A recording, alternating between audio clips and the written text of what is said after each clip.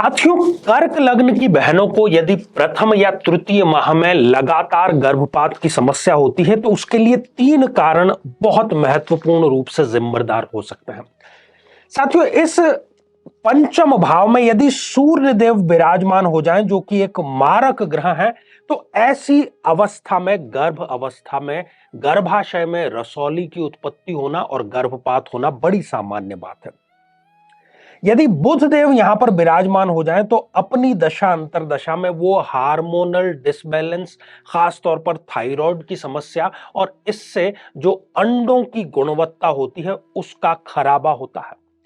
तीसरी स्थिति, यदि यहां पर शनिदेव विराजमान हो जाते हैं तो या तो वो विवाह ही इतनी देरी से करता है कि निसंतानता उसमें एक बायोलॉजिकल कारण के स्वरूप में हो जाती है, या फिर ये पीसीओडी या फिर अनियमित मासिक, इन सभी कारणों के चलते एक माता या बहन जो है वो गर्भपात का बार बार शिकार होती है।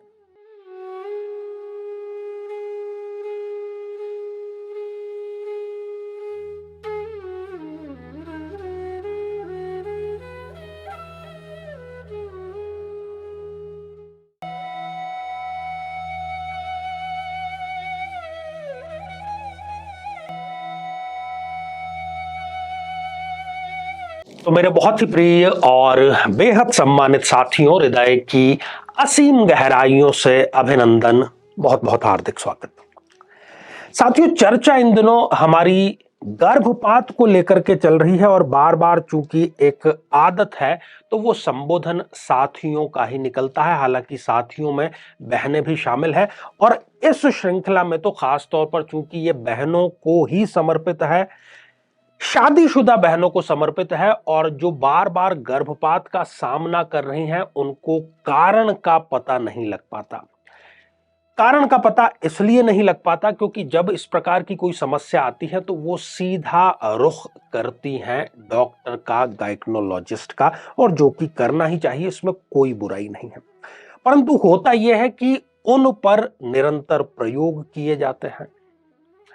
एलोपैथिक जो ड्रग्स हैं उनके माध्यम से समस्या ठीक होना तो बहुत दूर की बात रही, कई बार गर्भ अवस्था में और गर्भाशय में दूसरे विकार उत्पन्न हो जाते हैं जिससे कि स्थायी निसंतानता होती देखी गई है। हमारे रिकॉर्ड में इस प्रकार के सैकड़ों उदाहरण हमें बहुत आसानी से मिल जाएंगे।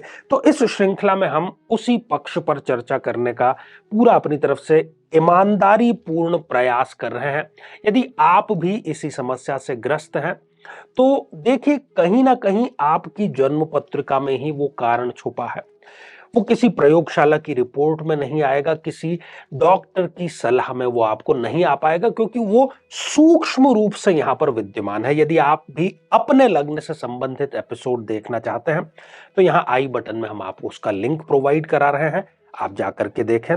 या फिर आप गर्भपात के कारण, संतान प्राप्ति, इस प्रकार से लिख करके यूट्यूब पर यदि साथ में आचार्य चंद्रकांत लिख करके सर्च करते हैं तब भी जो तमाम वीडियो है वो आपको वहां पर मिल जाएंगे। तो आइए साथियों, बिना किसी देरी किए आज जो कर्क लग्न की बहनों के बारे में हम चर्चा करेंगे। ये कर्क लग्न की इसलिए हो गई क्योंकि ये जो कोष्टक है, ये जो भाव है, ये है लग्न भाव, और यहां पर 4 नंबर का अंक लिखा हुआ है, इसलिए हम इसको कहेंगे कि यह है एक कर्क लग्न की जन्म पत्रिका। साथियों, जब भी गर्भ अवस्था, गर्भ धारण, गर्भाशय की संरचना, गर्भाशय से संबंधित कोई भी समस्या पर विचार हमें करना हो तो हमें सीधा विश्लेषण करना पड़ता है इस पंचम भाव का, क्योंकि यही इन सब चीजों के लिए उत्तरदायी है। एक एक करके कुछ स्थितियां हम जानते हैं। यदि इस पंचम भाव में कोई मारक ग्रह विराजमान हो जाए या फिर ये पंचम भाव का स्वामी वहां जाकर के विराजमान हो जाता है तो इस प्रकार की स्थितियां होती है। और मैं इसके साथ में ये जरूर जोड़ना चाहूंगा कि यदि कुंडली ठीक से नहीं मिलाई है, पंचम भाव का मिलान आपस में वर वधू के नहीं किया गया है, तो फिर यह समस्या बहुत ज्यादा होती ही होती है। केवल गुण मिलान करके विवाह संपन्न करेंगे तो इस प्रकार की परिस्थितियां आ जाएगी।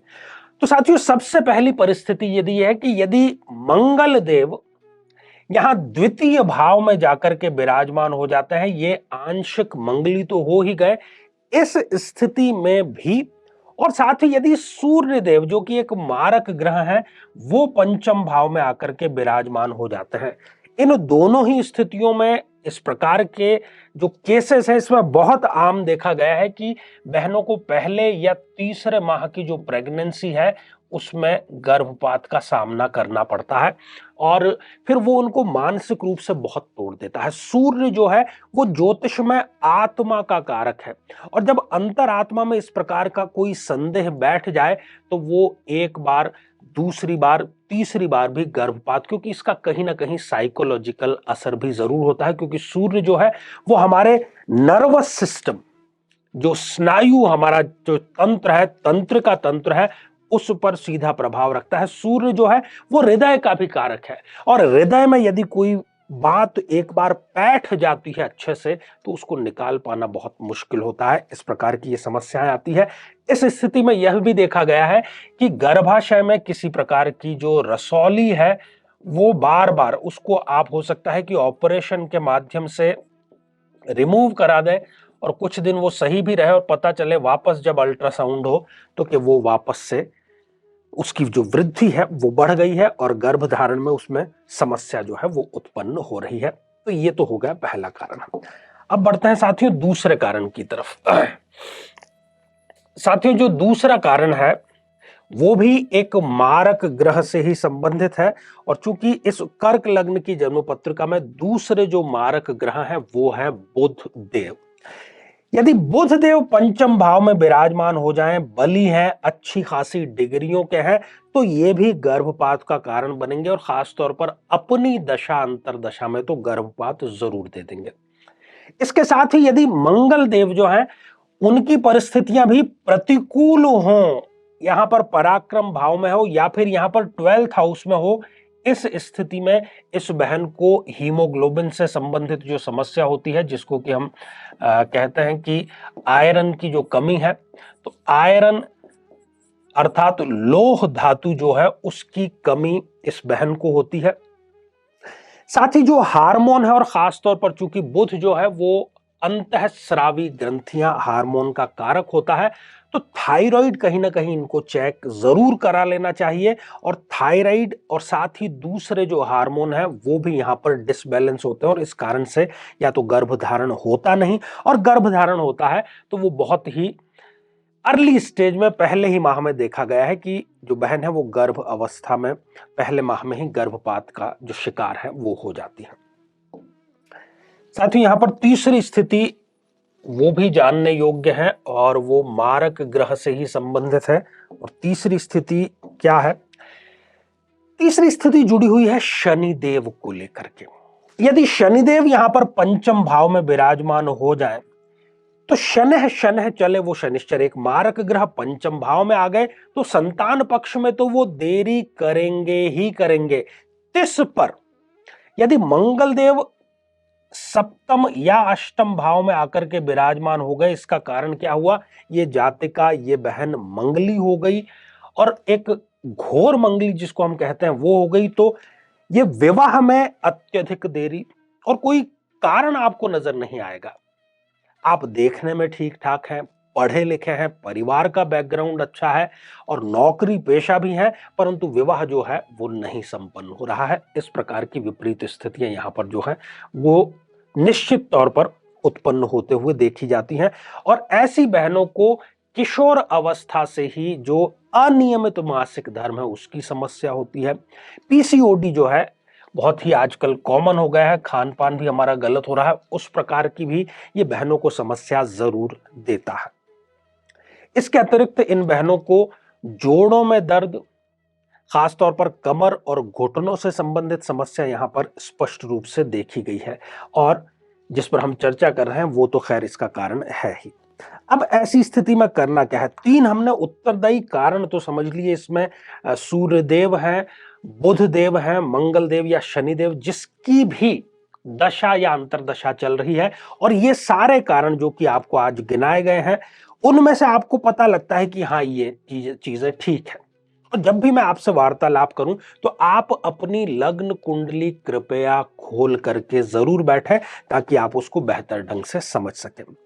तो उस ग्रह के दान से, क्योंकि मारक ग्रह का दान किया जाता है, उस ग्रह के मंत्र जाप से आप इस समस्या से निजात प्राप्त कर सकते हैं। और चूंकि कुंडली टू कुंडली कुछ चीजें वैरी करती है, इसलिए मैं कोई स्पष्ट बहुत ज्यादा उपाय आपको नहीं बता पा रहा हूं, वो पर्टिकुलर कोई कुंडली देख करके ही बताया जा सकता है।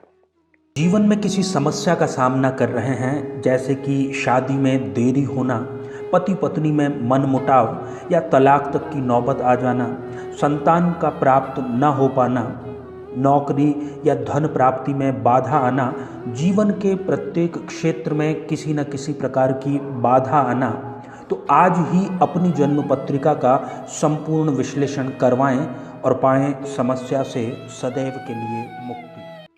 तो साथियों, श्रृंखला ये हमारी आगे भी जारी है और अब जो है वो समय हो चला है आप लोगों के कमेंट्स को शामिल करने का। तो पहला ही जो कमेंट है वो जिस आईडी से आया है वो है पंजाबी तड़का किचन, और आपने पूछा है कि अगर रिपोर्ट नॉर्मल ना हो तो भी ये उपाय किया जा सकता है। रिपोर्ट नॉर्मल होगी तब तो उपाय करने की जरूरत ही क्या है। जब रिपोर्ट में कुछ खराबी है और स्पष्ट रूप से पता है कि हाँ ये चीज खराबी है, तब हम ये उपाय करके और समाधान कर सकते हैं। हजारों बहनों को ये लाभ मिला है, आप भी जरूर उठाइए। साथियों, अगला जो कमेंट है वो जिस आईडी से आया है वो है स्प्रेडिंग भक्ति एवरीवेयर। आपने लिखा है कि मेरे साथ ऐसा ही हुआ है, एक ज्योतिषी से पूछा तो उन्होंने कहा कि कोख बंधी हुई है। तो बहन, आपसे यही निवेदन है कि इसी उपाय के माध्यम से जहां हजारों बहनों को संतान प्राप्ति का सौभाग्य प्राप्त हुआ है, तो आप भी इसका लाभ जरूर उठाएं। ढेर सारी आपको शुभकामनाएं। साथियों, अगला कमेंट प्रीति कुमारी जी का है और आपने धन्यवाद गुरुजी, मैं सच्चे मन से ये प्रयोग करूंगी। तो प्रीति जी, सच्चे मन से यदि आप करेंगे तो ईश्वर स्वयं आपका साथ जरूर देंगे। ढेर सारी आपको शुभकामनाएं। तो साथियों, आज के लिए केवल इतना ही, और इसी मंगल कामना के साथ में कि आप सभी सपरिवार स्वस्थ, समृद्ध और शांतिपूर्वक जीवन व्यतीत करें। नमस्कार।